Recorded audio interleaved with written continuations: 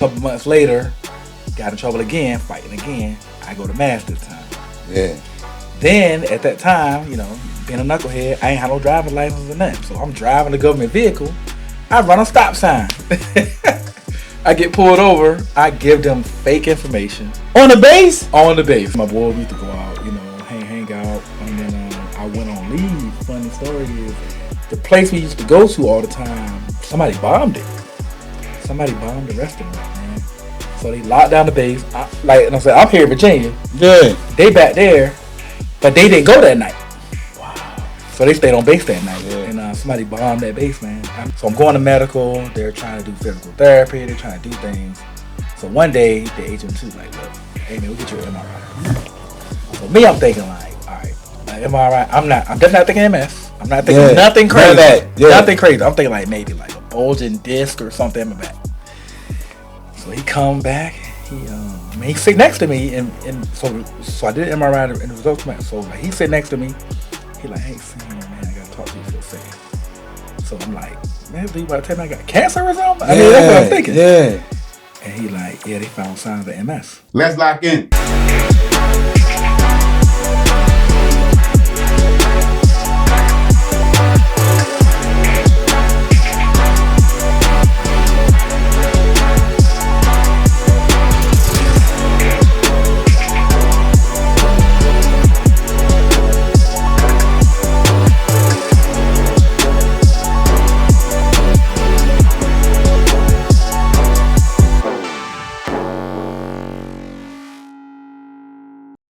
Welcome back, Eddie's podcast. Another great episode. Got one of my guys that I was stationed with back in the day.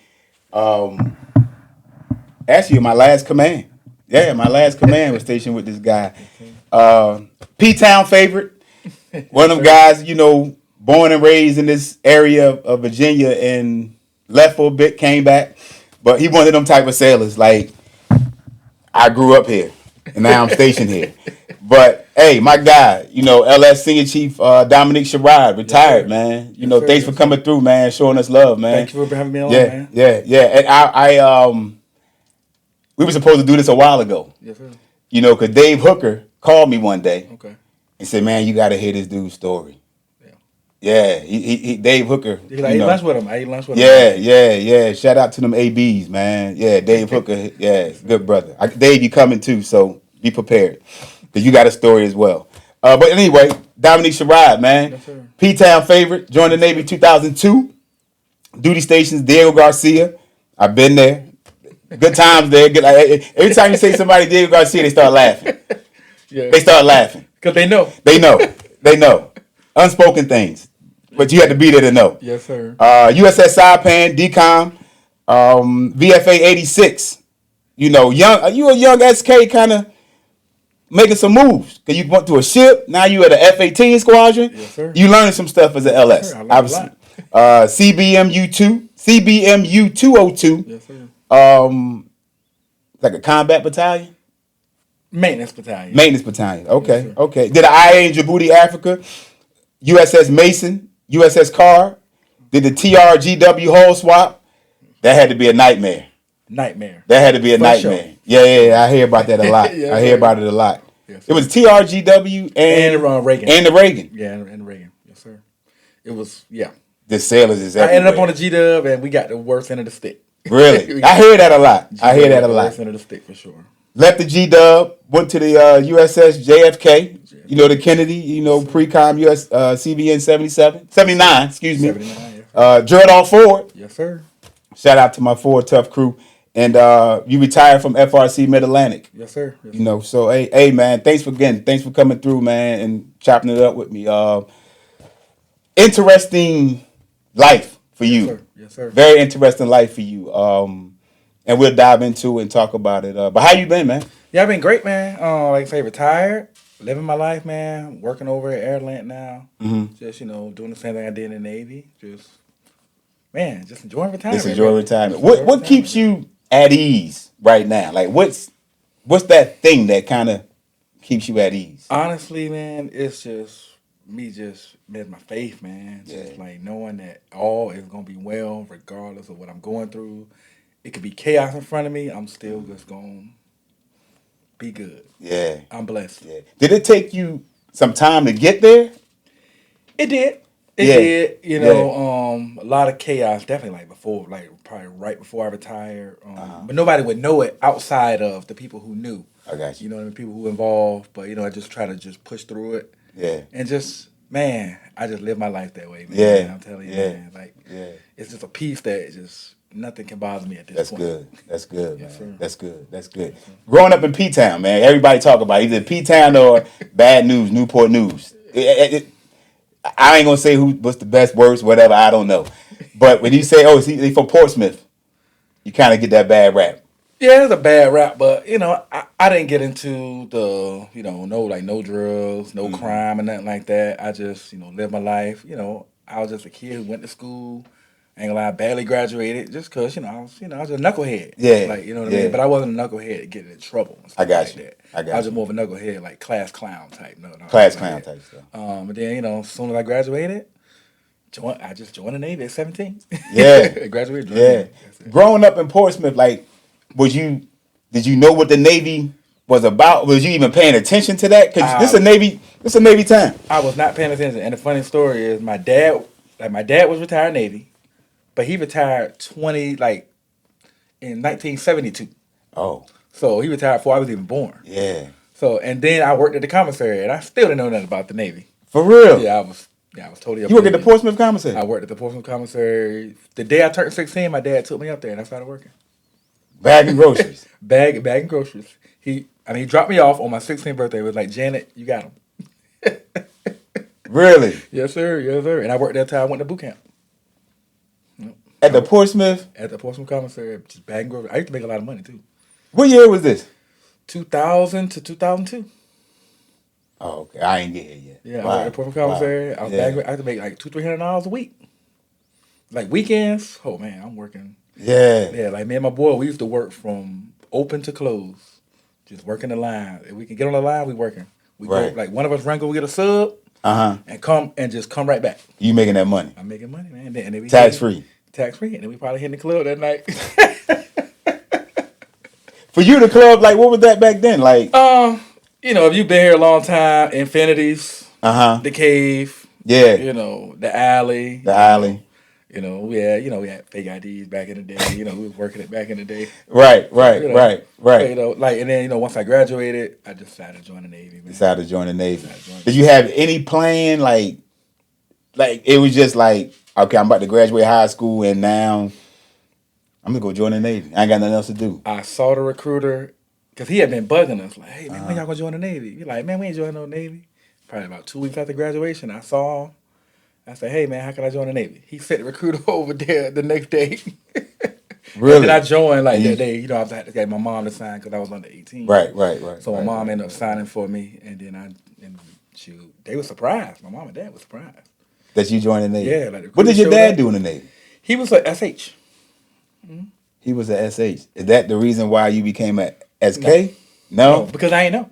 I didn't know what he did. Oh, in you the didn't Navy know what until he did. after until I After the joined fact. and figured out. Oh, he was like, "Yeah, man, I used to be a SH, do laundry and stuff like that." But he was back in the Navy when I think my dad retired as an E5. But again, he was in the Navy back then when it was like that. That was like that. It was like yeah, that. E5, that was normal. Yeah, that was the norm. So he ain't really talk about it. I know he was stationed in Morocco before. Funny story is he was stationed on the original Saipan. Yep, he was the original Really? Saipan, yep. Some guys that at the decommissioning, like they was like kind of like they showed me some photos, some like old photos of them from like a yearbook or something. Wow. Yeah, it was crazy. Hey, that's wild. Yeah, that's wild. Definitely wild, man. So you joined the Navy SK. Yes, sir. Boot camp, was it challenging? You said you was a clown, class clown. Normal. I mean, I was clowning just the same way I did in high school. Yeah. But I got through it. Like I ain't got through it like anybody. I just got through it. Okay. All right. You know how to swim? I act like I didn't because I wanted to go to the pool for obvious reasons. Yeah. I mean, like at that time. I got you. Yeah. I know where you're getting at. Yes, sir. Yeah. We didn't have that luxury. Yeah. We didn't have that luxury back in '90. Did. Yeah, '90 in Great Lakes, we didn't have that luxury. Gotcha. First command, Diego Garcia. Horrible. You were a young sailor, and Diego Garcia. Yes, sir. I was 18 years old. I ain't even finished my time there, man. I got in trouble 3 times. Alcohol was involved, I'm sure. Of course. Yeah. Alcohol, fighting. Yeah. I had a roommate, he from Texas. My next door neighbor from New Orleans. His roommate from St. Louis. We all just clicked up, man. We get into fights with Air Force people. Yeah. Yeah, At the Brick Club. So, Brick Club, and what's that? The other one, the Field Mile. The Field Mile. So, you drinking from Friday to Sunday. That's all it was. And, first time away from home, I used to just drink way too much, get into fights. I got into a couple fights, got into trouble. I went to XOY. He dropped it. A couple months later, got in trouble again, fighting again. I go to Mass this time. Yeah. Then, at that time, being a knucklehead, I ain't had no driver's license or nothing. So I'm driving a government vehicle. I run a stop sign. I get pulled over. I give them fake information. On the base? On the base. Bro, you can't even go off the base. You can't go off the base.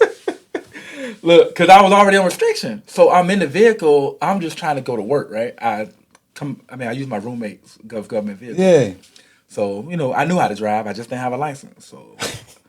So when I got pulled over, I gave them fake information. So they looking up my name. They trying to say I'm trying to fraud somebody, all type of stuff.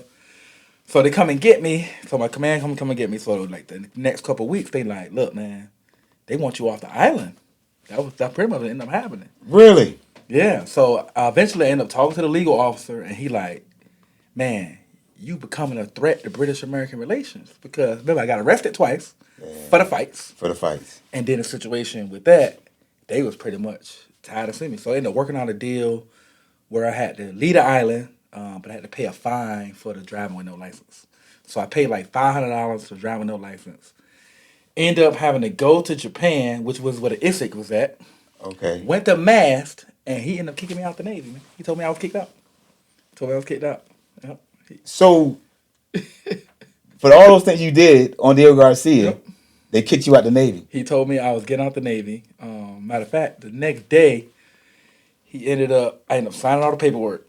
But then they were like, all right, that's what we're gonna do. We're gonna since the incident was alcohol related, we're gonna get you treatment and all this stuff before you get out. So that was my time to kind of like, get yourself together. Get myself together. So ended up writing a letter, man. I guess the suppo liked my letter. So me and a couple dudes on restriction, they helped me write my letter, man. Everything was good. Matter of fact, dude named Michael Rodriguez, man. Shout out to him, man. He was just retired a few years ago.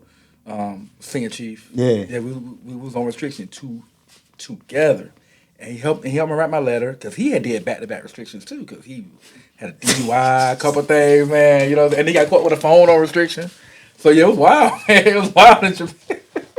So we in Japan. Okay. So we ended up doing that, and then suppo liked my letter. So the suppo was like, hey man, I'm gonna let you work in your job again. Yeah. Like, we'll see what happens. He's like, only thing the requirement is I need you to pass treatment and not get into no more trouble. So he was like, I'll talk to the captain. So I ended up going to treatment. I think it was another course I had to take too, but it wasn't nothing crazy. And then like I say, I ended up not getting into trouble. And then they like, all right, man, you passed treatment. Call your detailer, man. Pick orders. Man. And when I called the detailer, he was like, oh no, they ain't released you yet, man. So I had to wait for that. Yeah. So once they released me back and saying I wasn't getting separated or whatever, ended up stay in the Navy, and that's how I ended up on the Saipan. Because I picked the Saipan. It was Saipan or the Mitchell. But my debate was the Mitchell didn't have women. Valid. So I picked the Saipan. Pick the Saipan. Yeah, I picked the Saipan. So that's how I ended up there. Yes, sir. For 3 years. So now you leave Diego Garcia. Saipan is in Norfolk. Yep, Saipan in Norfolk. Yes, sir. So you come to the side. You come back home. How was that? Like, okay, you E2, E1, E1, whatever. In Norfolk. In Norfolk. On a second chance. Second chance. Yep. How was that like that first, interaction getting back? It was regular, man. I mean, I'm back with my friends. Yeah. Back with my family. Yeah. You know what I mean? I'm living at home because, like I say, my parents are here. I'm still young. I'm only 19 at this time. Mm-hmm. So I'm here. I'm just kicking it. Just hanging out. Just with a little bit of more money because I'm in the Navy. You're in the Navy. Yeah. I was more money than I had before I joined the Navy. Right. But that second chance, were you really thankful? Well, like, cause did you? I know obviously you wrote the letter because you wanted to stay in. Yeah, of course. But what plan did you have if you had to go home? Be honest, if they had kicked me out, I had already told my mama, like, man, get rid of all them Navy pictures, get rid of everything. And my mom on the phone crying. Yeah. She like, man, I don't want you to like come. She was like, man, you left the you left the house because we want you to be great. We want you to do stuff. Yeah. So it made me feel bad, like, man, I'm gonna go back home. I ain't got no plan. So I will say I was thankful to be back home and be in the Navy still, but I don't know if I appreciated it. You know what I'm saying? I don't know if I actually appreciate it. And, the funny story is I had orders to the G-Dub before I went to Mass. And that captain, he canceled them. Before he said he was getting out the Navy, he actually canceled those orders. Because he knew they was in Japan and you was going to... No, well, they weren't in Japan yet. Oh, they didn't go to Japan? No, they was back in Norfolk. So, okay. You on a deal Garcia for like a year. Uh-huh. So after your first couple months, you already picking orders. So I picked orders to the George Washington. So that's a full circle moment because, as you know, 16 years later, I made chief on the G-Dub. Yeah. You know what I mean? So that's when I probably felt grateful. You know what I'm saying? The most felt grateful when I made chief after all that happened. All that happened to you. Yeah. All that happened to you. So I was grateful, but I didn't see you was young thing, still. and I was still young. You still young. Yes, sir. We'll chalk it up to that. Yes, sir. Saipan, ship's company. Yes, sir. You got the women that you was looking for. Yeah.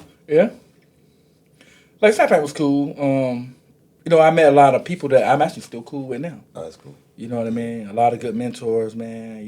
Guys who was first classes, then end up making master chief, going one officer. A lot of people end up meeting, and like friends for life, like basically, like friends that became family from that ship. Like, right. We still talk, like we still see each other to this day, man. And I'm grateful for that Saipan experience, and then being able to decom the Saipan. Just being part of that. Part of that. Like, you know what I mean? That's a great crew. So for me, that was a good command to go from after Diego Garcia to go there and be embraced by a lot of people, man. Yeah. You know what I mean? Yeah. And those guys, they were, back then it was more like legit mentorship. Like not even necessarily about the Navy. It's about, man, how to be how to be a young adult at that Right. Because you probably got people around you that's probably like, oh, no, he all right. Hey, he one of my supply guys, And you supply, they need you, no matter what. Yeah, my boy, man, Lakeem Brook, German Padilla. Oh, for real? You work for German? Yep, German was my first LPO on the Saipan. Wow. Yep, German was my first LPO, man. So working for him, you know what I mean? And they kind of knew my situation. German, you work for German, he take care of you. Yeah, he take care of you. He take care of you, man. Yeah. And then, that's my first, they knew that, I had some issues in the Garcia, but they didn't judge me for that. So that's appreciated. You know what I mean? That they were able to do that, man. And then, I left there. I made E4 before I left. There you go. You know what I'm saying? There you go. You know what I mean? So I was excited, man. Yeah, now you starting to rise and starting to climb. Yes, how is it you back home, you got your friends here, you got these these cool Navy guys, that's looking out. Is it hard to kind of like, Dad, I still got my friends I grew up with that I knew all my life, but these Navy guys, they doing something different. Spent a lot of time out to sea, man. So I kind of gravitated toward the Navy. So when I was home, I was home. Like, right. I ain't gonna lie, but on the Saipan shoot, from 04 to 07, man, we probably were barely home. Yeah. Like we did like a couple of deployments, a lot of underways. Underways. Man, the Saipan was moving, man. Yeah. Gotta be a ship that's about decommission. You know what I'm saying? They getting everything, they squeezing everything they can out of it. Everything they can out of the Saipan, man. Yeah. And I guess it wasn't supposed to decommission. They just probably didn't want to pay for it no more. Probably want to do something. It's old. Yeah, it's it was an older ship, but it was still moving. Still moving. I mean, shoot, they say it was better than the Nassau. Be careful now. Be careful now. As far as moving. Yeah, be careful. As far man. as moving. Big nasty boys, we come through. We come through. Yeah, they're a big deuce, man. The big deuce is loose. That's what you say every other way, man. The big deuce is loose. One thing I always give credit, man, to them that Gator Navy. Like, I learned a lot. Oh yeah. You know, from them. You know, that mixture of people on there. The leadership was great. Yeah, man. It's not too big. It's not too small. Right. It's perfect. It's the right amount of people. Yeah, and you really have a good relationship with the people. Yep. You know. I mean, you still know everybody. Yeah. But you don't know everybody at the same time. Yep. Yeah, I got you. I love it. Man. I got you. So leaving there, you went to a squadron. Yep, something totally different. Now that's out of your realm. South Carolina, man. I went to Beaufort, South Carolina. Was down there. Funny. So as soon as I get there, we go on Com2X because we attached to the Enterprise. So about a week after I got there, which it was a struggle getting there. Man, my car broke down trying to get there. So my mom and dad came and scooped me up and brought me all the way to South Carolina. Still, and then my car they got my car towed from the interstate back to Portsmouth. Yeah, it was just a lot going on, man. I think the transmission went out or something like that. I can't remember, man. But yeah, I went on Com2X, and then we went on deployment. So I was only gonna be there for a year because of the decommission. They were decommissioning too. So went on deployment for 6 months on the Enterprise. Then we left in July, came back in December, and then I transferred right after that, like June or something like that. So, I wasn't even there long, man. I did a little bit in South Carolina after the deployment, but generally I ain't really. Right. Because you about 6 hours from the house. Did you go home a lot, or were you out this? I went home probably every holiday weekend. Yeah. But then on the regular weekend I would just go to Savannah. So I would get a hotel or something like that and just hang out in Savannah, man, because ain't nothing in Beaufort. Yeah. Good friend of mine, he from there. Oh. Yeah, he from there, but yeah. He actually retired CMC. Okay. He works out over in not Dubai, Saudi Arabia. Oh. Contracting over there. Yeah.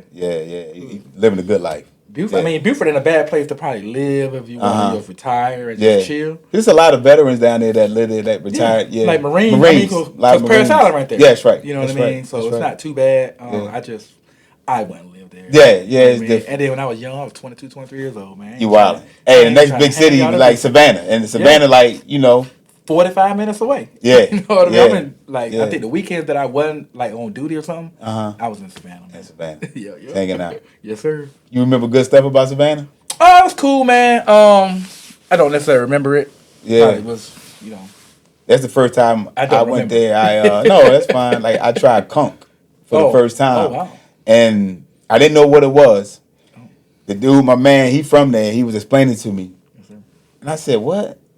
You eating what? The seashells, the stuff that come out the seashells, and I'm like, but they had like the garlic flavor, this flavor, that flavor, and once you get to eating it, had this couple of drinks. Oh, it's the best thing ever. Oh my god. I'm allergic to shellfish. So. Yeah. You wouldn't. I can't. You wouldn't. Yeah, man, I can't. You wouldn't make it. Yeah, you wouldn't make it. You wouldn't make it. I never even heard of it. Yeah, yeah. It's like, like them big seashells that you see, the stuff that's inside of it. That's what it is. Oh, wow. Yeah, it sounds nasty. That's when he was explaining it to me. I was like, nah, I'm cool. But I just tried it. Just tried it. Yeah, anything you put hot sauce on it, boom.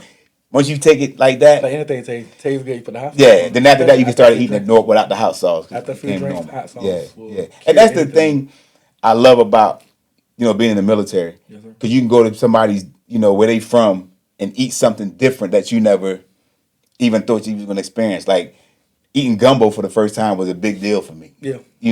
I'm like, I never heard of that. Like, people eat what? Crawfish? What? Like, what is that? We just don't hear them things. Yeah, you don't hear them things. Especially when you're in up north. Yeah. I know what a cheesesteak is. I know what a pizza is. I know what a hoagie is. But a lot of times, like, me going to Chicago and learning, like, they eat fish and spaghetti together.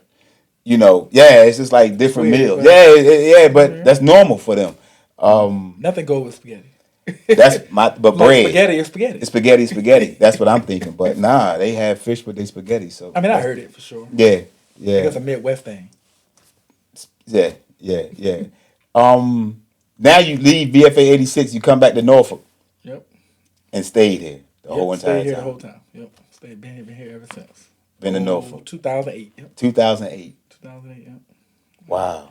I'm 85 as soon as I got back. So, that was good.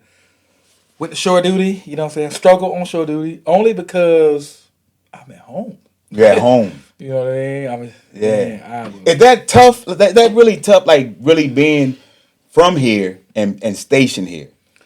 It ain't tough if you don't make it tough. But Yeah. I kind of made it tough because I was more focused on going out. I'm in the club every weekend. You know what I'm saying? I met my daughter's mother. We have a kid, and you know what I'm saying? But I'm still, going out, just hanging out.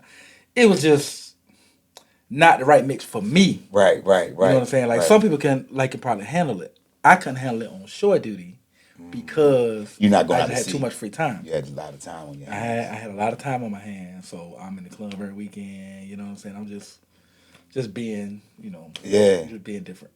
Knowing what you know now, what would you have done differently? Just probably listen to the more mature people that was in my ear. I had some people in my ear, but I can't lie, it was mostly women. And then I met CBMU 202, which, just to be honest, is not a lot of black men who gonna speak to you on the real. Right, you know what I mean? Right. CBs, it's nothing bad about the CBs, right? It's just a different culture, right? It's different element of the Navy. Like a lot of people from different parts of the world who things just didn't click. You know what I mean? So, I hung out with a couple black people, but they was my age. Right. You know what I'm saying? And then I remember one night, man, like we went to DC, man, got into a major accident, man. A bunch of us went up there, and we didn't really have no plan. We just was like, yo, we're going to DC, right. Yeah. Go to DC right after work, drinking, doing all that, man, we get into an accident. The car we in avoids the 18-wheeler, but the car behind us smacks it, boom. All my inebriation goes away. Like, you know what I'm saying? Go away. So I'm like, man, what just happened? So I end up walking back to the accident. But everybody who was in the accident gone. The car is in pieces.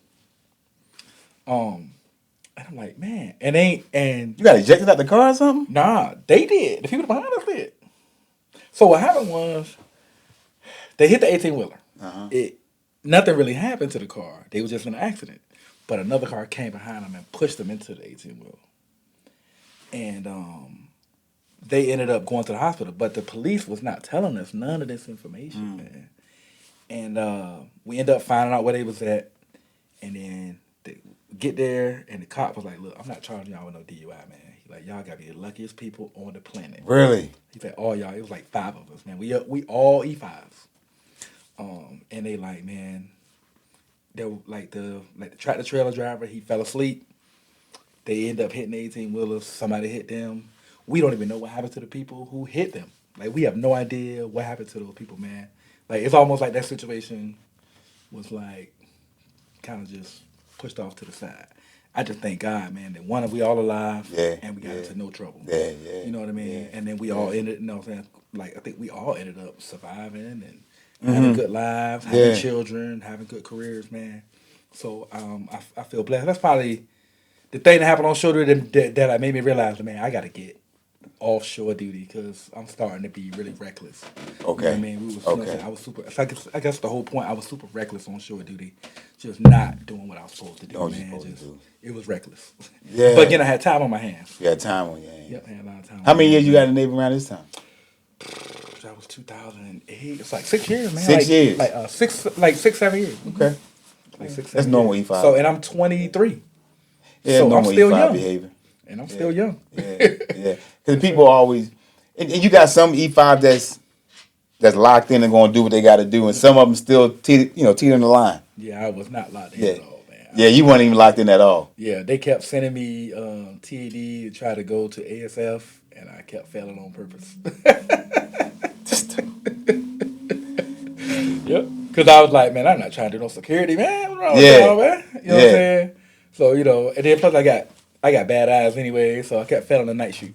That's what it really happened. I kept failing the night shoot, but I didn't want to pass anyway. So I did not want to be able to be part of that anyway. Did you like being an SK? Oh, I did, man. I did. I didn't like it in the CBs though. I'm not gonna lie. I didn't like it in the CBs because Cause I mean, like they were old school, man. They weren't doing no 3M. They didn't have our supply, none of the stuff that we have Oh, that you got that you on were the used to. Yeah. on the ship, man. Yeah. They like now they got 3M, but it was like more like we had to push them to try to do the stuff. Like it was way outdated, man. Yeah. You know what I mean? And then they treat they're gonna treat the mechanics Right. and the builders and all them guys, a certain way.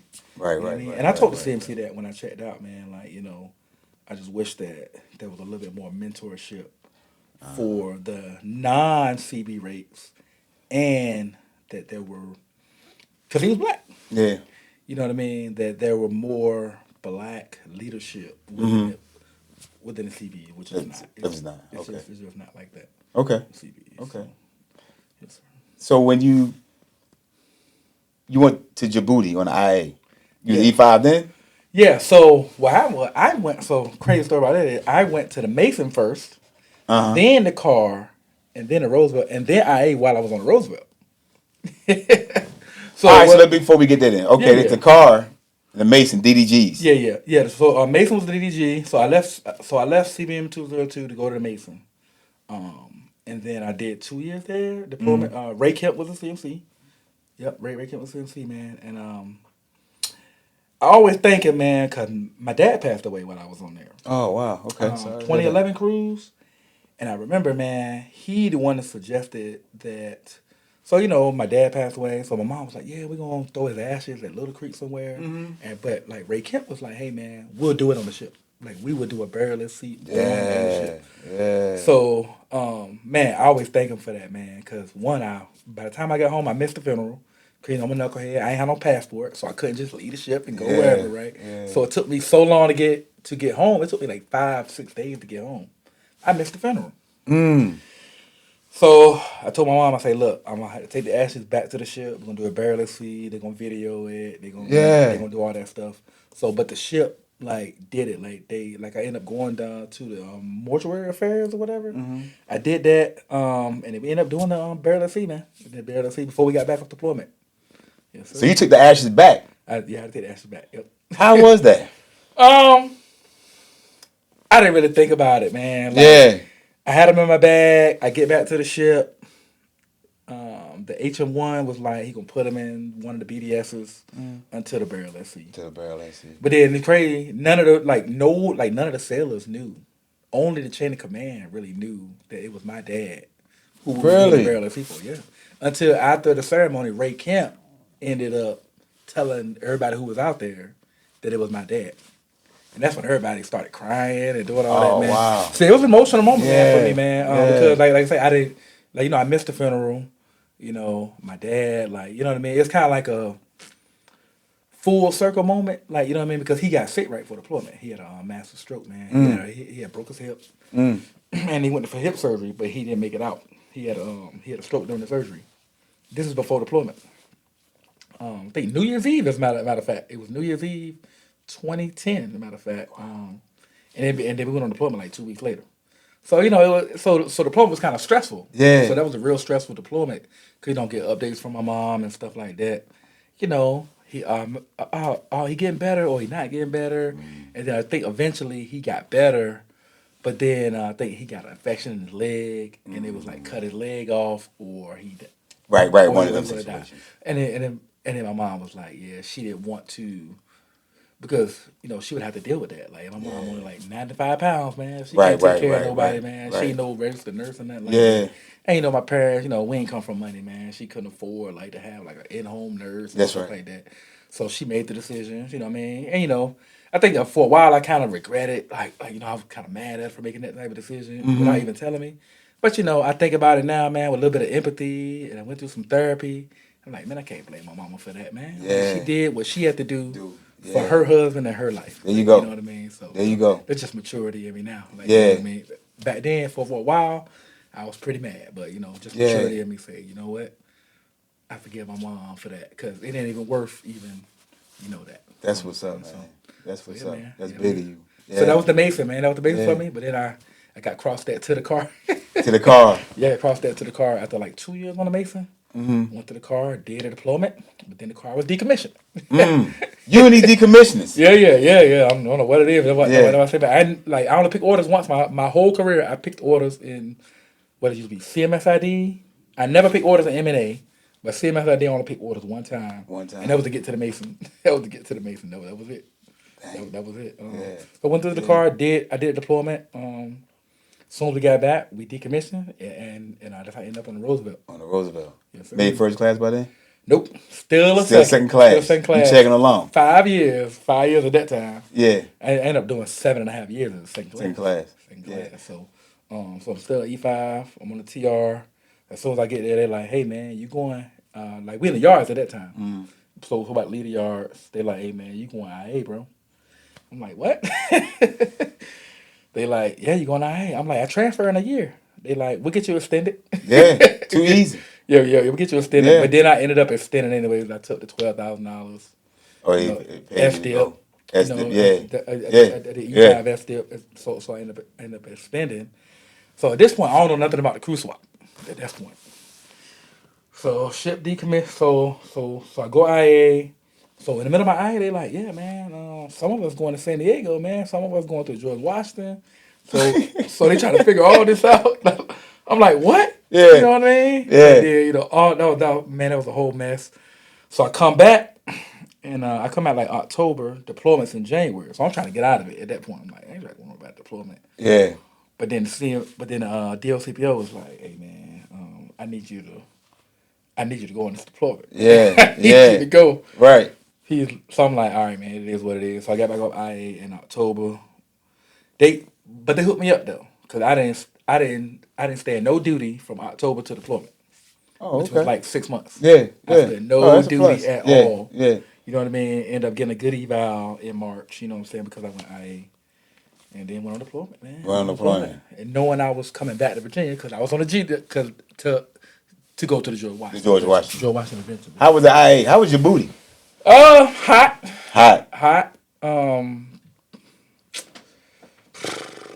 Stressful. Really?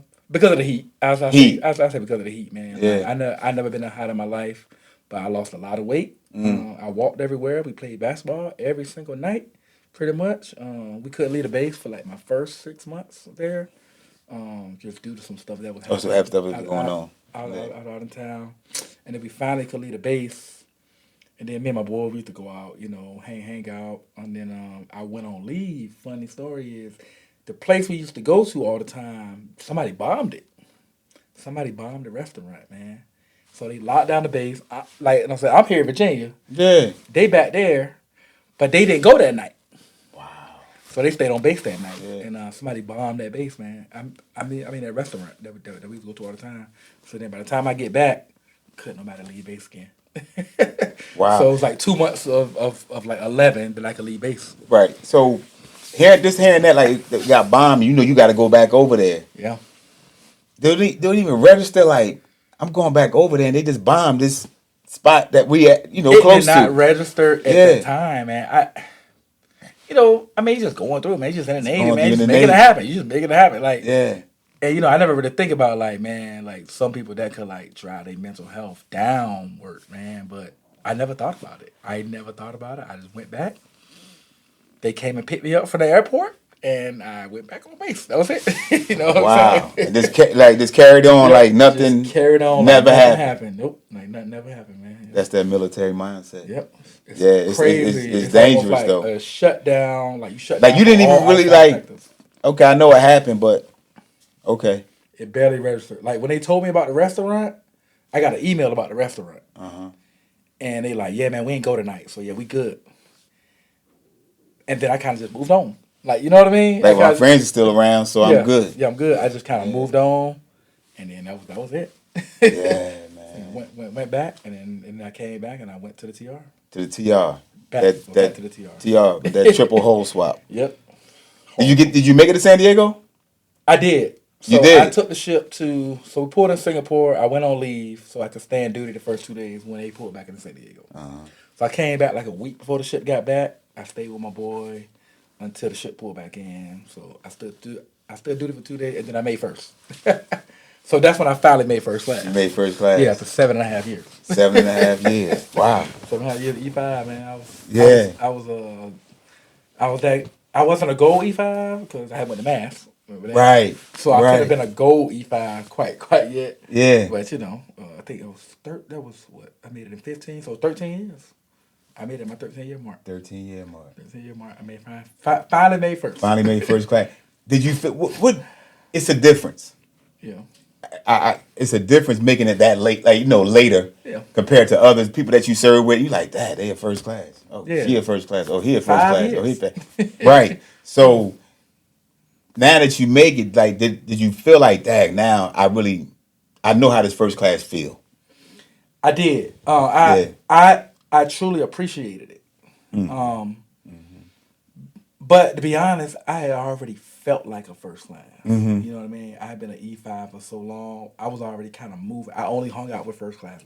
I eat lunch with first classers. Yeah. Like, you know what I'm saying? I'm only talking to first classers. Right. Like, I'm going on Liberty with first classers. You kind of older now. Yeah. At this point, I'm what? Yeah. 2015. I'm like 30, 31. Yeah. You know what I mean? So I'm a little bit more mature. I'm not quite status yet. Right. But you know what I mean? I'm getting up there, right? Yeah. So you Blakely status. Yeah. So kind of make first, and then that was good, man. I was blessed, and then one of my guys from Djibouti, he was actually stationed in California at the time. He came to my penance ceremony and everything, man. Math chief. He still in Reggie Leaks, yes. Okay. He good dude, man. He actually came on the ship, man. You know, man. We chopped it up about Djibouti and stuff like that. You know what I mean? So I was able to make first. And then flew back to Virginia. Did go to the George Washington. To the G-Dub. Yes, sir. G-Dub. Yes, sir. Different. You were first class. Yes, sir. G-Dub. Yep. But y'all going to the yards. Not quite yet. Not yet, but you going to the yards. Yeah. What was... Because you made chief on there. What was like the goods and the bad, like leading up to you making chief? So when I first got there, it was a mess because you gotta remember the people from the Reagan was on the George Washington originally, right? They were actually Reagan sailors who just happened to be on George Washington, who going to the who gonna end up on the TR. End up on the TR. Who gonna end up on the TR? So I don't know if they took care of that ship as they best they could have. And I can't blame them. I just don't think that it was something that the way it should have been all three ships in one place. Yeah. And all three ships just do the right swap. So I remember when I got there though, man, it won a lot of first class in supply. And I get the call like, hey, what's up with this sailor? Blah, blah, blah, blah, blah, blah. And I'm like, Master Chief, I don't know what's up with this sailor, but I'll find out. Yeah. And then she like, I need a career counselor. I'm like, okay. You know what I mean? So I talked to one of my mentors. He like, look, you got to take the job. He said, because if you don't take the job, you may never get another offer again for another job. So I'm like, I go back to her the next day. I say, all right, I'm going to take the job. Yeah. She like, yeah. She was like, I knew you would. You know what I mean? So at that time, I'm like a section leader, but I'm new to the ship. So I don't know George Washington, but I'm a section leader. I'm the career counselor. I'm the sponsorship coordinator. Yeah. So it's a lot going on. And then, emails ain't up yet. It's people transferring in. It's people transferring out. It was a lot going on in the beginning. And there was a lot of tension, too, between original George Washington sailors and Roosevelt sailors. There was a lot of tension because, there were some things that happened on the Roosevelt. I don't know if you remember this. There was a guy who was like a peeping Tom on the Roosevelt. Oh, no. Yeah, he was like a peeping Tom. He was like looking through the wardroom, like looking through the vents. Yeah. Like so George Washington, like, we covering up all the vents on the George Washington. So, you know what I mean? But I'm like, that's not every sailor on the George Washington. That was on the Roosevelt, right? But it was that type of thing. I got you. So like a lot of tension, man, especially in the beginning, and then we getting underway. So remember, in 2016, we did a lot of CQs. We was the only ship that was doing CQs in 2016. So we did like 157 days out to sea from March to December. We in and out. We pull in on Thursday. We get right back on the way Monday. See y'all Monday morning. Like, you know what I mean? So, you know what I mean? Yeah, that's how it was, man. He was like, man, give us Friday off. Hey, man, see y'all Monday. Like, that's how it was, man. Because, like I say, we were the only ship that could do CQs for the whole fleet in 2015. So we expecting to get there after deployment and go straight to the yards. But that did not happen for the Roosevelt sailors. So a lot of Roosevelt sailors were kind of like, felt some kind of way about that. You know what I mean? But, it wasn't nobody's fault. That was on the ship. Right. You know what I mean? We just made it happen, man. We just made it happen. Yeah. You know what I mean? So that was good, man. I would say it definitely ended up being it turned out as a great tour, but it started out kind of rocky, man. Kind of rocky. Kind of rocky. I guess once they smoothed out that triple hull swap with the people, Yeah. and once you got to know who your people are going to be, it probably worked out. Yeah, I think it took about a year. It took about a year. So after we stopped getting underway, or right before, like a couple underways before we stopped, it started. We started to get kind of like a groove. And then after we started getting underway, we're like, man, we got to make this happen. It don't matter who's here. Right. We got to get this ship into the yards and do what we got to do. So that was cool, man. So that was cool, man. So you good tour out of there. Were you expecting to make chief? I was. You was. And I actually extended on there to make chief essentially. Like I extended on there for 3 years. And I remember I called my detail. I'm like, yeah, man, I want to stay for 3 years. He's like, God damn, man, what you trying to do? Make chief? Yeah. I said, yeah, that's what I'm trying to do, man. Yeah. I'm not trying to go to shore duty and have to come back out to sea. Oh, yeah. Right. You know what I mean? I'd rather do it now, and then possibly go to shore duty. Yeah. So I ended up staying there, man. And I say the supply leadership there, man, they really took care of me. And my first eval as a first class was an MP. Yeah. My first eval as a first class, literally. And then the next year, I was like top 10% on board, and then I made it. I ain't gonna lie, I tell you, I barely remember being in first class because it was so fast. It was so fast. I made first in September 2015. In August of 2018, I'm a chief. You know what I mean? So it's kind of like it was really fast. That was quick. So yeah. First time up. So I did expect it because I felt like I was doing what I was supposed to do. You know what I mean? I remember I was telling somebody, I was like, man, 145 people, it can't be 145 LS is better than me, man. It can't be. You know what I mean? Yeah. So I mean, and that's not a bad way to say that. Yeah. I'm being honest with you because if you're doing your thing on a carrier. Oh yeah. Yeah. I got to be in one of them. I got to be one of them. I was top 10. Especially if you see the numbers. Now, if they would have said 4, you probably been like, oh. Yeah, you never know. But you talking about 100 or something? 145, I got to be in there. And I'm top 10% on board an aircraft carrier. You know what I mean? It makes a difference. Yes, sir. It definitely makes a difference. Yeah, it makes a difference. It makes a difference. So, I was blessed to have good leadership on board the George Washington. Mentors that I still talk to today. Man. You know what I mean? I still call them up and say, hey, how you doing? Blah, blah, blah, blah. You know what I mean? I love the leadership on that ship. Okay. That I had. I know a lot of people didn't. Right. I had very good leadership. And then obviously making chief in 2018, that's just the pinnacle, man. Yeah. You know what I mean? Yeah. So, wow, I done did a full circle from being that knucklehead said I could have been kicked out. And had orders to the George Washington. Now you make it on that ship. Come back. You turn around and make it on that ship. Yep. That you had orders to. And think about all the things that had to happen. Like the Saipan had to decommission for this to happen. The Carr had to decommission.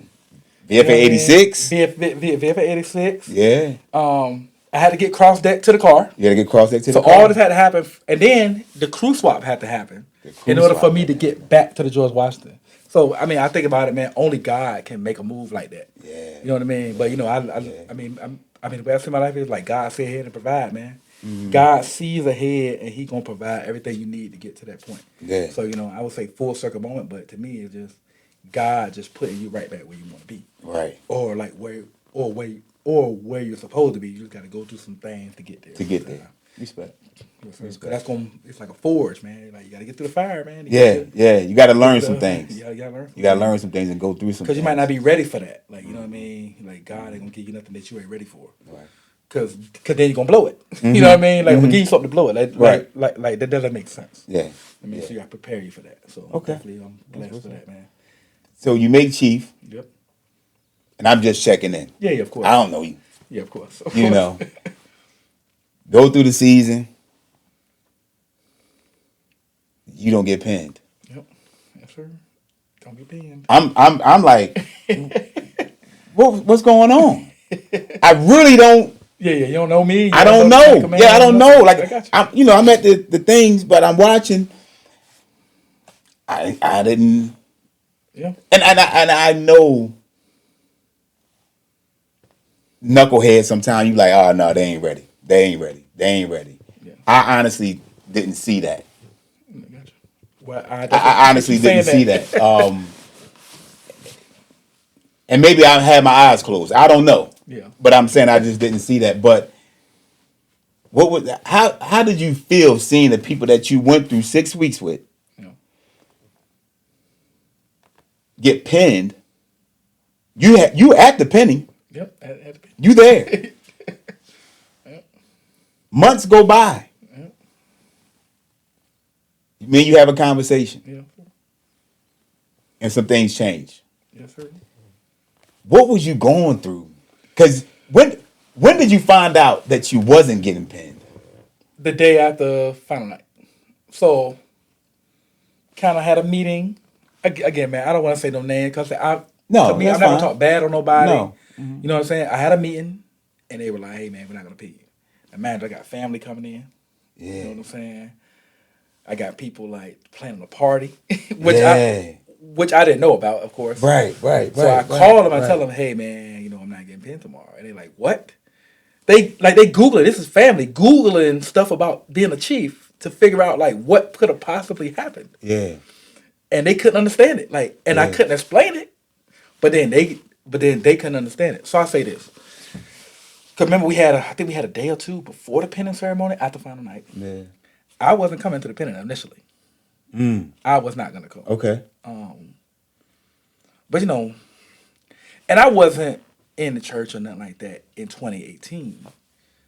But something told me, get up. It just told me, hey, man, you got to get up and go. So, obviously, it was slow. Put on my uniform. I don't want to go. Put on my uniform. And I think people were shocked to see me there. There were the people who kind of were in charge. They were shocked. And there were people, obviously, there were people in the chief's mess who didn't even know that this was happening.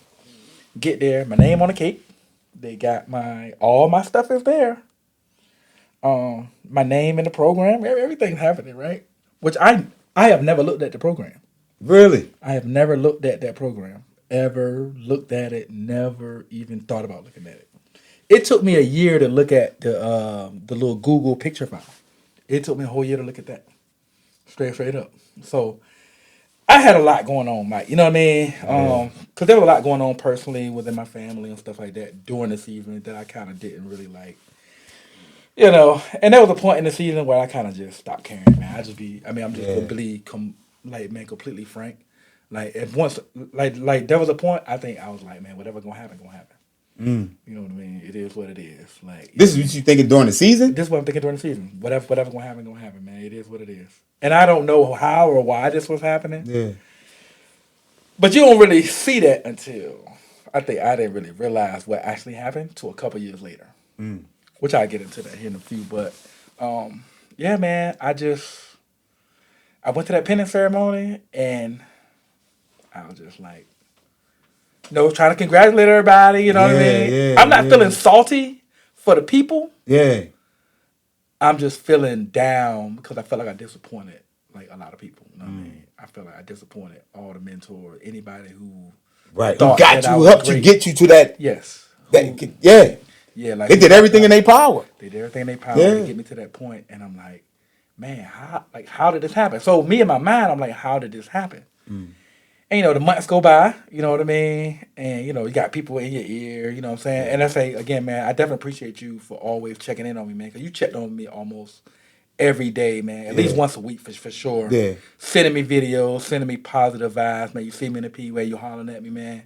I definitely appreciate that. It was you. Sure. It was you and a few others, man. I say Quan Woodall, Don Turner, you know what I mean? Man, really helped me down. Reggie Buggs, man, Sonya Walker. A couple of supply folks, Jenny Trady. Yeah.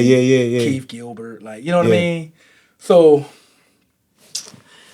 that's what kind of got me through, right? And I think when I went on leave, because that was September, when I went on leave in December, that's when I was like, man, why am I doing this? Like, you know what I mean? Like, what is happening right now? Yeah. And then Teddy morale checked. Teddy checked in, yeah. And they made me have all the meeting with the Master Chiefs. Uh-huh. And I had all the meeting with everybody. And I think with Brian Elkins, he was like, man, the minute you showed up at that penance ceremony, you was good in my book. You know what I'm saying? But he wasn't in charge. That says a lot, though. Yeah. That says a lot. For somebody like him to say that, you know what I mean? Yeah. Because I had never really talked to him. He just saw me in that moment. Yeah. And was like, man, when you showed up to the penance ceremony, that was it. He was like, man, you was good in my book. So, so after that meeting, I was like, all right, everything good. But then we had the meeting in the mess and everything worked out. But it was almost like nothing really changed.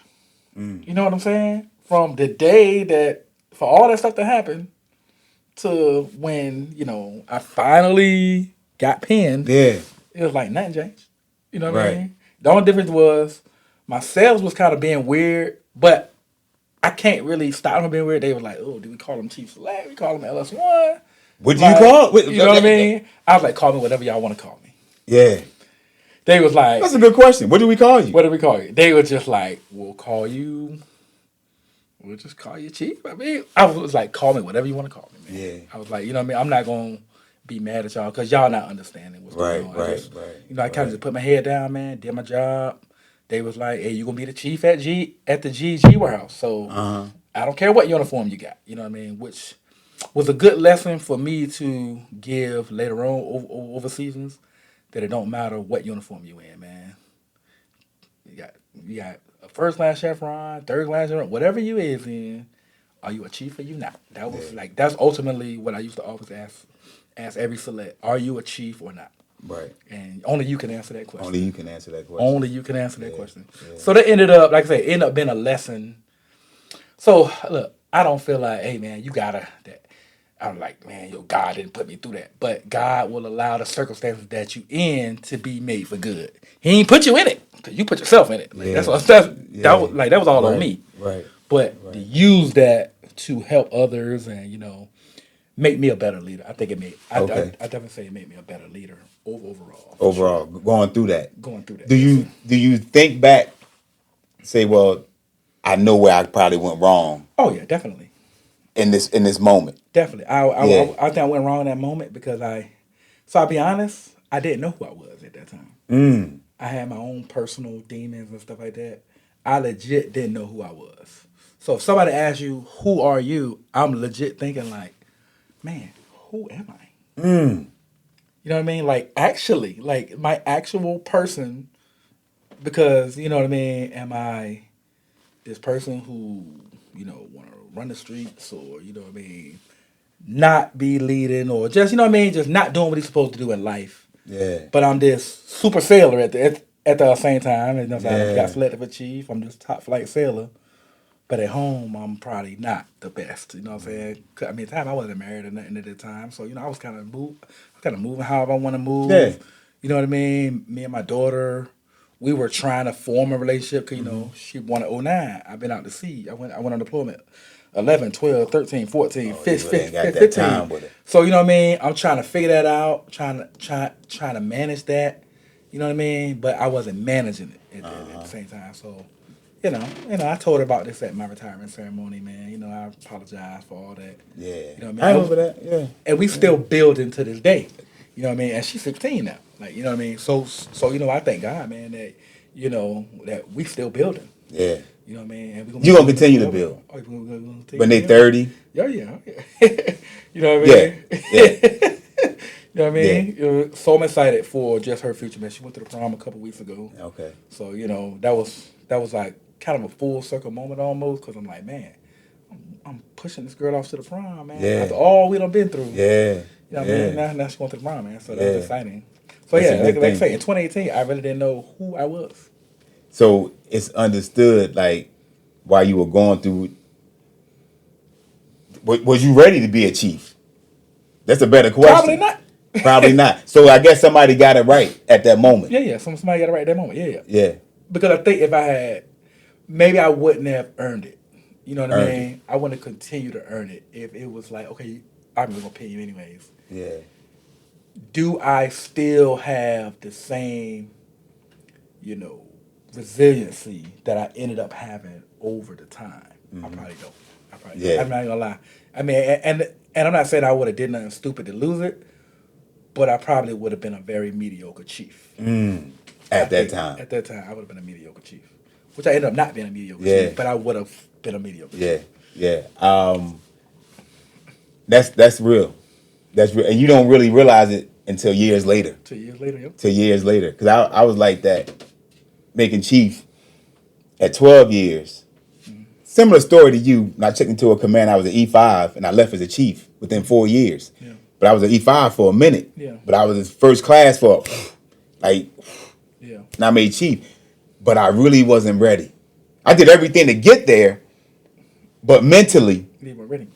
I wasn't ready. Yeah, I wasn't ready, man. I wasn't ready. And it's cool to admit that. You know, now some people get it right away. Yeah, it is. And others, it takes a while. It takes a little time. Yep, You know, it takes a little bit of time. No regrets from you, though. No, not one regret. Yeah. And only because I could tell the story. That's like, right. you know what I mean? Every season I would tell the story, and you're not being judged for the story. Because, you know, especially like when I left the jail, I went to JFK, and they were already like, hey, man, I know what happened, but guess what? You're going to be the command dapper. We need you to do this. We need you to do that. And don't say we need to get this ship, you know, together, because you one of the first 10 chiefs here. We got to get this ship together. You know, understand what I'm saying? Really? Yeah, man. I checked in. It might have been 10 chiefs in the whole JFK. And see, I say that because when you got to the JFK, those sailors don't know how long you was a chief. They do not. And they had no idea. Nope. They did. They don't even know your story. Nope. They don't know nothing. The CMC got wind. But but of course, I'm talking about junior sailors. No. They have no idea. They had no idea. They're just expecting you to perform. They expect me to be a chief.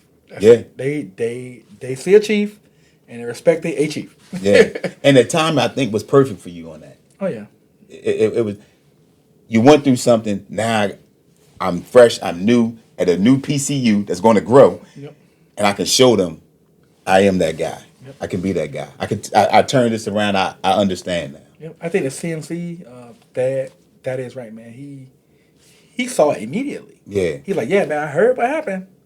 He's like, but this ain't, I mean, hey, man, just keep doing your thing. Yeah. He's like, hey, man, just keep doing your thing, man. So I definitely appreciate him for that, man. Yeah.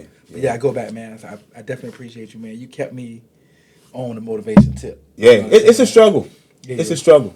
It's yeah. a struggle. Yeah, because I say you teaching, like you showing me ET, like you sent me a lot of ET videos that led me to like Miles Monroe, who I listen to almost every single day now. Yeah. You know what I mean? And it's super motivating, so I definitely appreciate you for that. Oh, that's what's up, man. Yes, sir. Yes, sir. Yes, sir. And I do that in my way, but I had others to do it their way to help me, to mold me and shape me, and like, oh, you got that potential, but we got to polish you up a little bit. Yeah, of course. Yeah, you know, because we got to grow. Yes, sir. You know, in every aspect, no matter if you're a chief, senior chief, or a master chief, you got to grow. Made senior chief off the JFK. Yep. Made senior chief off the JFK. Yes, sir. Putting in that work. Yes, sir. And going back to the forward. Yes, sir. Going to the forward. Deployed on the first deployment? The first deployment. The first deployment. Yes, sir. Yeah, I pre-com that shit, man. Yes, I love that shit. Man. I love yeah, that man, shit. I ain't lie. Yeah. I love the ship too. Yeah, the four some great people. Yeah, the Some four made me tough, people, man. Like the four, I know they say four tough. Yeah. But the four made me tougher as a leader, which eventually helped me as a man. Yeah, but eventually helped me as a man. Because I had to deal with a lot on the forward. And I remember a conversation with a sailor when I first checked in.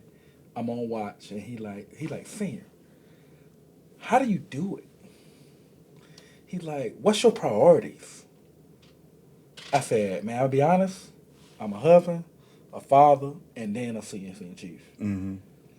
And then I had another sailor who emailed me because I went off like at quarters one time, and I'm like, man, because I made a decision to go to the fort. Remember, I did C2B.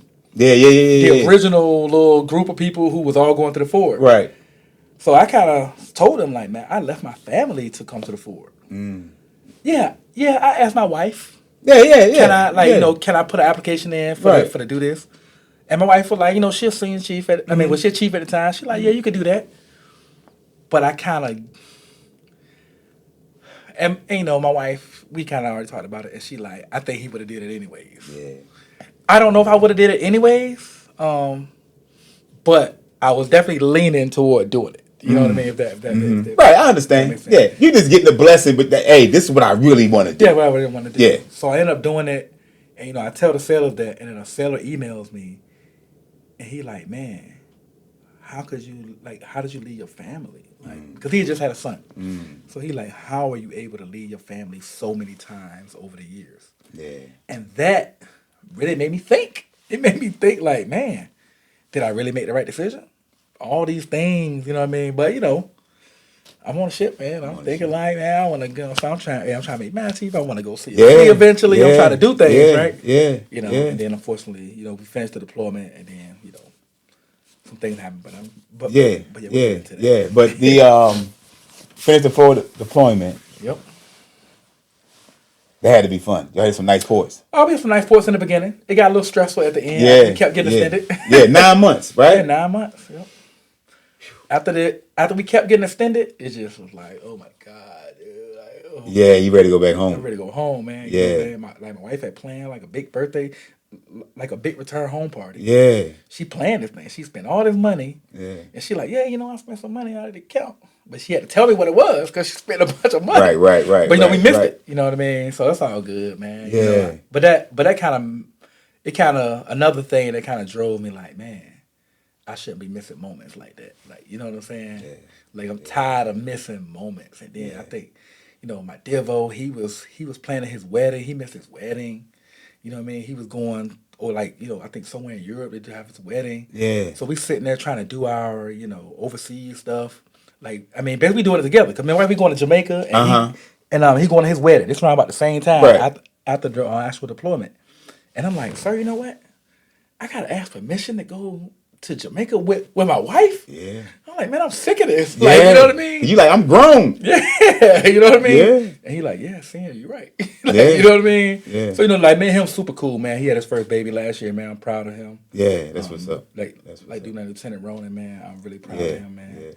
Yeah, he had his first kid, man. Oh, man. Yeah, and that's the beauty about retirement. It's like you feel good. Like, I ain't got to fill out nothing. I just go.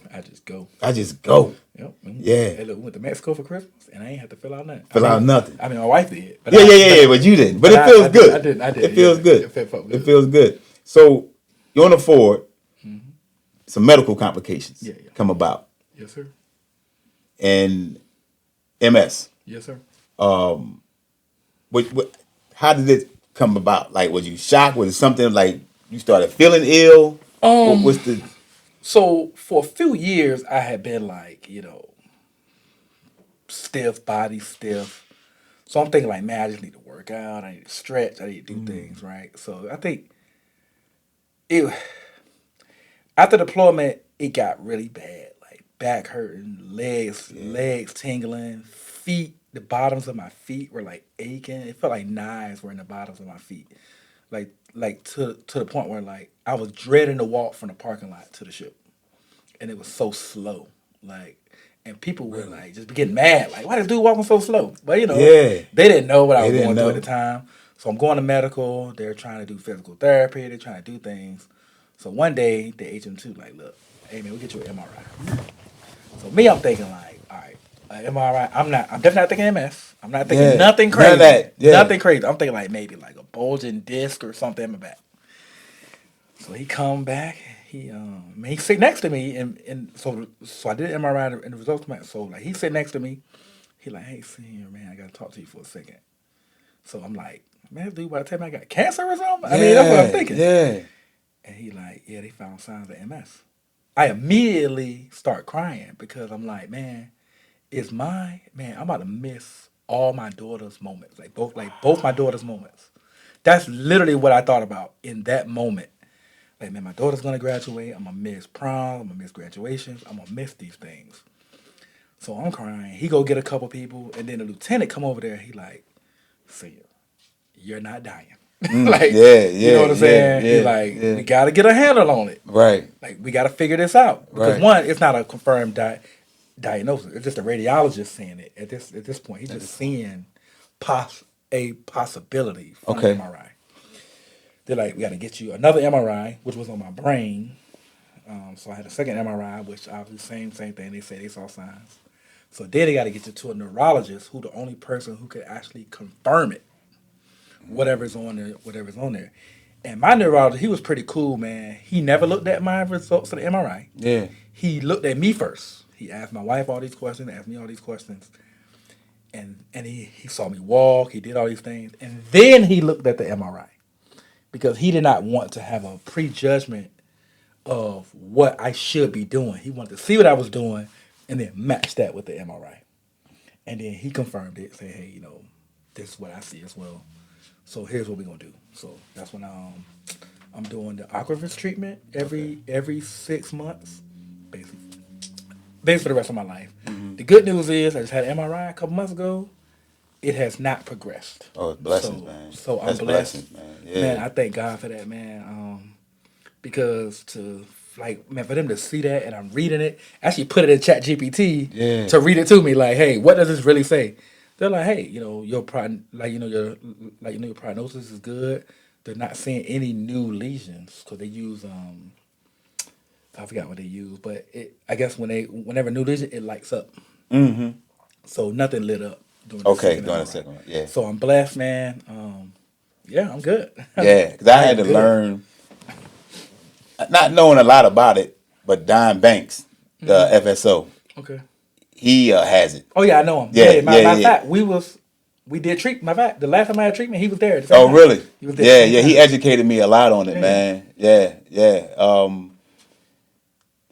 Is it some good days versus bad days? That's what he was educating me on. The same thing with you? Yeah, it's because look, I try to stay positive, so I feel like every day is a good day. Okay. Because I'm alive, man. Yeah. So every day is a good day. But there are days when I'm like tired, or there's days where I'm like a little bit more stiff. Yeah.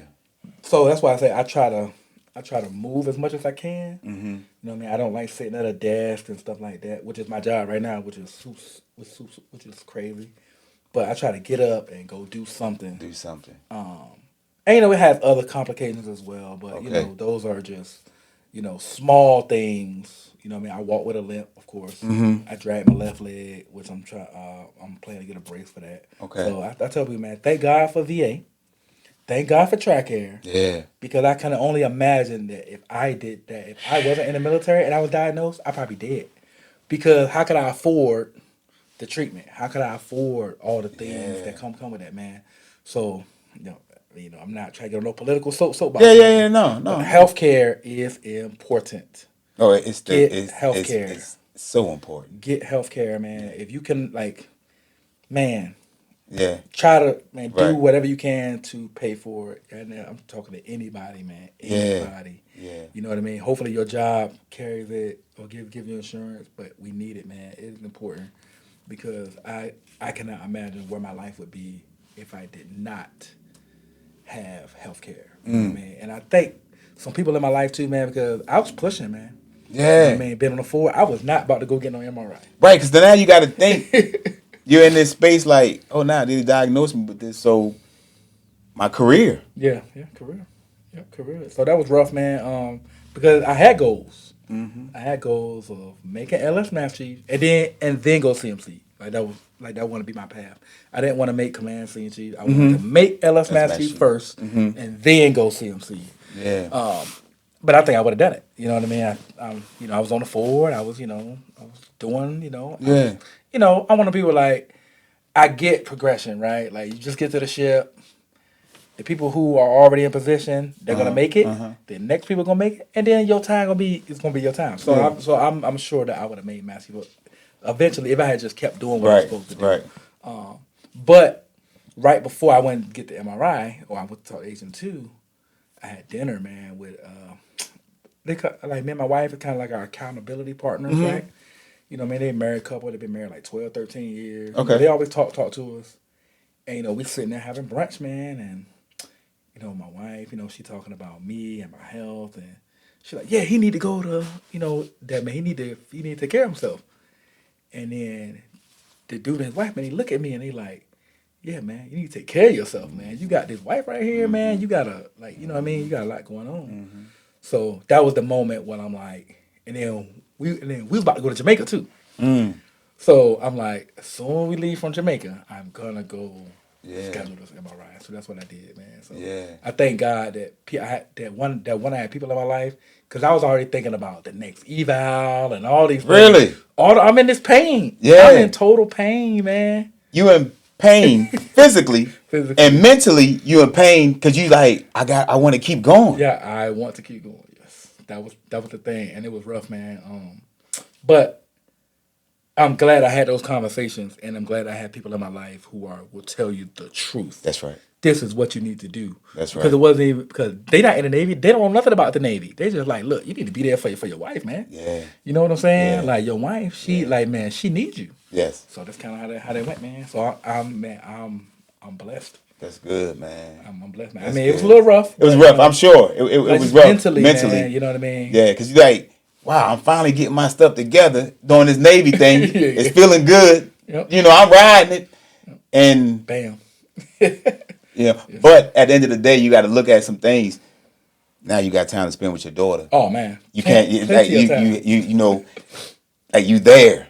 Yep. You know, I'm here, and then you can think back, like your mom being in a situation with your dad. Yeah. You know those things. Yep. So a lot of things come back for you full circle, and they showing you. Yeah, showing full circle. Showing full circle. You know. FRC, you went to FRC, they kind of like on your transition out the door. Let them do command out the door, man. How was it? Like, I know you dealt with the MS, but how was it like, I really had to get this Navy thing up now? Initially, it was like, I don't want to give it up. So I'm at FRC, and initially, I tried the employee program. I actually put in an application. Now, what's that about? It's basically like you go to shore duty for the rest of your career, and you could cross rate. However they do it, they're gonna try to put you in a shore duty. In a billet, in a billet. Okay. I did apply, but right before there was a point where I don't know. I prayed about it. I like thought about it. I did all these things, man. I asked God about it, and it was like, nah, cancel it. Mm. So I told the CMC to cancel it, and they went in and they canceled it. And I went to the neurologist. I said, hey, man, you can start my med board now. Yep. Really? You can start my med board. That was like December of 24. I was like, hey, man, you can start my med board. So he put it in. I went up to the 7th floor in Portsmouth. 2 weeks later, I was doing my VA appointments. Really? Yeah. Yep. 2 weeks later, doing my VA appointment. I think about a month after that, I was done. And then the results came back in May. 100%, all that stuff, you know, like permanent disability. That's you had to get to that point mentally. Yeah, to say, hey, it's a wrap. Yeah, because if I keep trying to go, because the goal was eventually to be a CMC, right?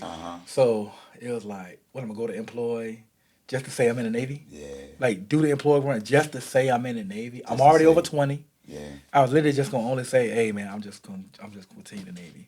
Right. And I just didn't want to anymore. Like, you know what I mean? There was a point where I'm just like, man, it's not worth. And I will say this, man, like me and my wife, man, we've been on so many vacations since then. We able to go to Chicago. Yeah. We able to go to Mexico. Right. You know what I'm saying? We able to do things, man. Like we go to New York. And it feels good. We able to go see Denzel on Broadway, man. We in Canada. Like we able to do what we want to do. You know what I mean? And if I had did the employee program, I'm still beholden to the Navy. You know what I'm saying? And I didn't, I don't think I wanted that no more. Yeah. You know what I mean? And I'm glad that I did. I'm glad I made the decision that I did. That's what's up, man. Like I don't blame God for this whole situation. But again, God will allow situations that you in to be used for your good. And that's how I'm looking at it, man. That's the positive way to look at it for me. There you go. You know what I mean? There you go. That's respect, man. Yeah, I'm blessed, man. That's I appreciate respect, it, bro. man. Yes, sir. You still moving. You still pushing through. Still pushing through, man. Yeah. No complaints. You always put positive energy when I see you now. It's just like, you wonder like, wow. Although I don't want this, but it happened. But it changed my mindset to see things differently. Yes, sir. Romans 12:2, man. Do not be conformed by this world, but be transformed by the renewing of your mind, man. That's because that's my verse. That's probably been my verse for the last couple months. Okay. Before that was Mark 11:24. Whatever things you have, whatever thing you say, when you pray, believe that you will have them and you shall have them. Mm-hmm. You know, but now it's like renewing my mind, man, and a renewed mindset. And I'm talking about, discipline in certain things. You know what I mean? Discipline in your finances, discipline in your marriage, discipline in your with your kids, discipline Yeah. in just you're working out, whatever you're doing. You know what I'm saying? Just the discipline. But if you ain't got no vision, there will be no discipline because you don't because what the Bible. I mean, what the verse is with no vision, the people perish. That don't mean they're gonna die. No, right, It just means right. that you're not gonna have discipline. You're not gonna have sustained success without Okay. discipline and a vision, man. And that's what I got, man. I live my life straight up vision based. I think about a year and a half ago, I wrote down vision for every single area of my life. You know what I mean? And I go back and I read them and I look at it. You know what I mean? And I just like, man. And we ain't perfect, right? So No, we're no, not, no, so yeah, no, we don't no, meet every no. single goal, No. right? Mm-mm. But I try like over time. I'm starting to see the fruits of me having a vision in all these different areas of my life, man. And for you to hit me up last week, the funny story about you hit me up last week was me and another person. We actually trying to start a podcast. Okay. But then so we done planned it. We got some Mm-hmm. things we're working on. But then you hit me up like kind of out of nowhere, really. Yeah. And I'm like, Yeah. man, God is sending me a sign Yeah. to be like, you know what I mean, do this thing. Mm-hmm. So, I'm blessed, man. Yeah. I am blessed. Blessed with people in my life. My wife is amazing. That's good. Like, you know what I mean? My kids are, like I'm both 16 years old. Yeah. Like 16-year-olds. I mean, they got their quirks. Yeah. But Yeah. they do their thing, man. And my mom's still alive. She live in Blessings. Portsmouth. You know Mm-hmm. what I mean? She living on her own now. You know what I mean? She winning, man. That's good. I'm winning. You That's know what good, I mean? man. Like That's even good. if people, might think I'm losing in a situation, man, I'm really winning. You know what I mean? And I don't look like what I went through.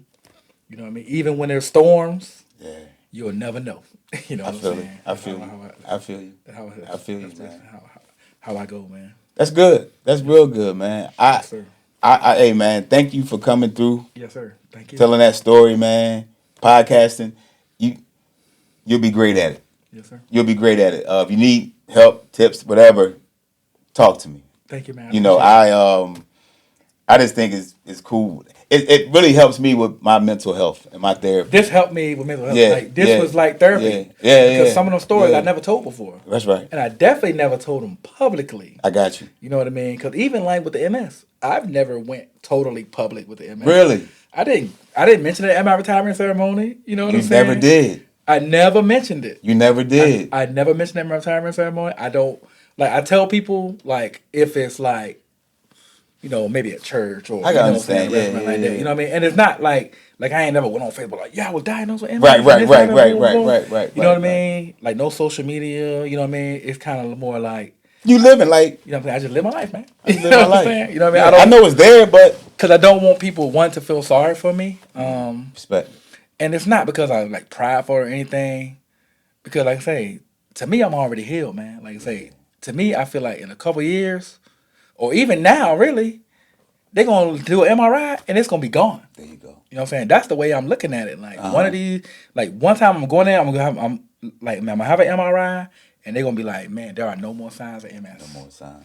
So it is what it is. You know what I mean? I'm just keeping it moving, man. Yeah. And that's what you believe in, so you stick to it. I believe it till I see it. That's right. You know what I mean? That's right. That's what a lot of people don't understand that, right, man? You gotta believe it until you see it, because really, seeing it is knowing it. That's a fact. Like, you know what I'm saying?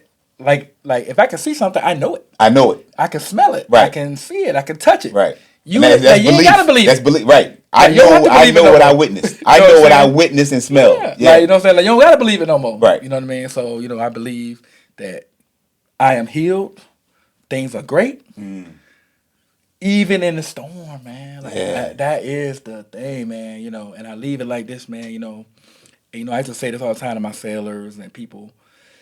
Man, you gotta have a vision, man. But things gonna come with the vision. Yeah. You're gonna get a plan. You're gonna get the wisdom to execute the plan. You're gonna get favor, man. People gonna use like people gonna use their resources, their money, their favor, their fame, or whatever to help to boost you up. Then you gotta, and then it's a miracle, right? We don't, we don't, we don't look for miracles. Right. But guess what? If one happens, I'm gonna be super excited. Yeah. But the key to the last thing is the strength to endure the process, man. That's the hardest part. That people will hit a wall and quit. But you gotta have the strength to endure the process. The only process we respect is pregnancy, man. If that don't go full term, we go crazy. Wow. Right? Everything else, Wow. I need it now. I need it now. I need it sooner than the Only thing you respect is pregnancy. Yep, that's the only With process time. that we respect. That's the only thing we respect. Time. If that goes shorter than 9 months, people are like, you know what I mean? But everything else we want right away. But we want you to go that 9 month. Yeah, you gotta go 9 months. That's the only process that people respect. It's crazy, man. It's crazy. Oh, that was deep. Yeah. So That was deep. Yeah, man. So I will say this, man. That's one thing that I learned, man. I'm doing a lot of stuff, man. I'm doing a thing in my church called Forge Men. Currently, I'm in faith boot camp. Okay. I did the husband boot camp. Okay. I'm just trying to just be better, but I'm growing with wisdom. And like I say, the whole renewed mind thing, man. Like when people can pour into you, and I learned this recently. Like, man, a man that don't have a man that can check him is a dangerous man. That's like, you're a weapon, man. Like you are a weapon. If if no man can check you, if there's no man on this earth that can check you and tell you you're wrong and you need to do this and do that, you are dangerous, man. You are very dangerous. And this kind of stemmed from the two guys, man, with Justin Fairfax and the guy in Shreveport who killed their families, man. Their family. You know what I mean? That was that was crazy, man. Yeah. You know what I mean? Yeah. But the key is how did they get there? How did you get there? How did they get to that point where nobody was there to support them or listen to them? How did they get to that point, man? Yeah. And let me just give you a minute. Yeah. What's going on? I give you this minute. Yeah. That could have changed a lot of things. It could have changed. He took generations out. Yeah. Yep. We took a generation of kids out. Yeah. You know what I mean? So two really, because that's like parents and the kids. So, Yeah. Man. That's So it kind of stemmed from that, man. Like my pastor, he's really been J.L. Simpson. He's really like been big on that, man. He's big on mental health and men being men and not boys, man. He said something the other day and it really struck core with me, man. He like boys react, men respond. That's true. You know what I mean? That's true. And how are you acting like the boys today? You know what I'm saying? Because look, it happens. You revert back. You revert back. You revert back to your childhood. Yeah. You know what I mean? But the kid is like more responding. You know what I mean? And it's just these are things that come with maturity, discipline. Yeah. You know what I mean? But you always give yourself grace, man. Always give yourself grace because we all make mistakes, man. So like I said, I want to thank you, man, for bringing me on, man. This was very good to me. That's what's up. Yeah, you know what I'm saying? Yeah. Much appreciated, You know what I'm man. saying? We had to have you Definitely, come man. back, man, because we probably just touched the surface. Yeah, of course. Yeah, of course. we just touched Probably the a lot surface. more that you can get into. Yeah, You know what I'm saying? Especially like the mental health piece, man, because I think I'm big on that, man. When you retire, man, and, another guy in my church, man, he said, man, he like, you retired, man, but he like, you only been retired for 6-7 months. Why are you trying to make everything perfect now?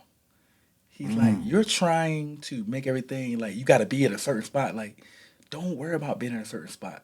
He's like, man, you retired. He's like, you don't have to work if you don't want to. He's like, at this point in life, right? Yeah. He's like, he wish he could have a situation like that. You know what I mean? So he's like, man, give yourself grace. And that kind of turned me around like recently. Because just the stress of everything, man, just trying to line everything up, blah, blah, blah. And he like, man, nah, man, give yourself a little bit of grace, man. It don't gotta be perfect today. Right. He like, now after 2 years, hey, you better have something smoking. Yeah, right. You know what I'm saying? He right, like, but man, right. it's only been 7 months, bro. Yeah, let her breathe. Just let her breathe. Yeah, let her her breathe, relax. man. Like, Yeah. don't. But like, it's hard because you've been used and locked in to pushing. Gone. Gone. And breaks. it's hard to kind of throttle back. It is. It's very hard. And it takes some people a long time. How long it take you? It wasn't that long. I had calculated plans only because the people I had around me. Yeah, I got you.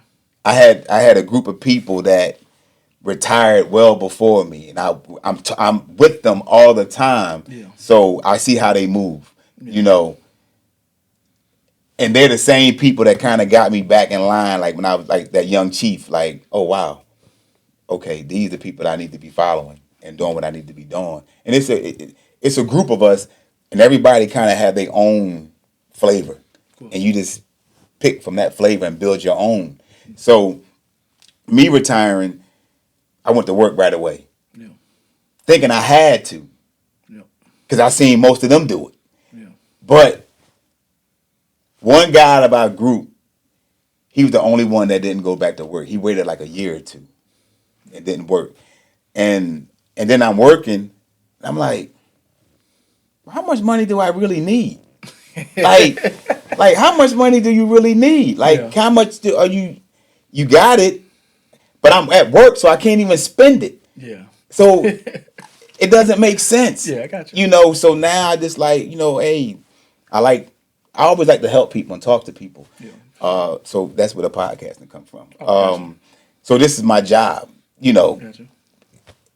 Again, at the same time, it's giving me my mental health. Oh, of course, man. You You're know, doing a good job, man. And others to come on and talk. And the greatest part about it is some people are still afraid to talk and tell their story and tell their feelings and emotions. They rather do it like in a personal setting. Yeah. You know, where others, i.e. you and myself, don't mind speaking out loud. You know, somebody can hear that. Because somebody can hear that. Someone can hear that. So it only take one person to hear it, and it changed their life. That's all. You know, that's all it takes. So for me, it's just like I had a path because I had a plan. At my 25-year mark, I had an exit plan. Okay. That's how far I was out. Like, and make sure I execute. Only person who had a plan was me. Yeah. The vision. You know, execute. Hey, man, you know, gotta live in the future. You might well plan it. You gotta plan it. You know, I knew my time was up at 30. I knew that. Could I stay longer? Sure, but I knew it was up at 30 for me. Yeah. You know, when I was in boot camp, not even boot camp, at the recruiter,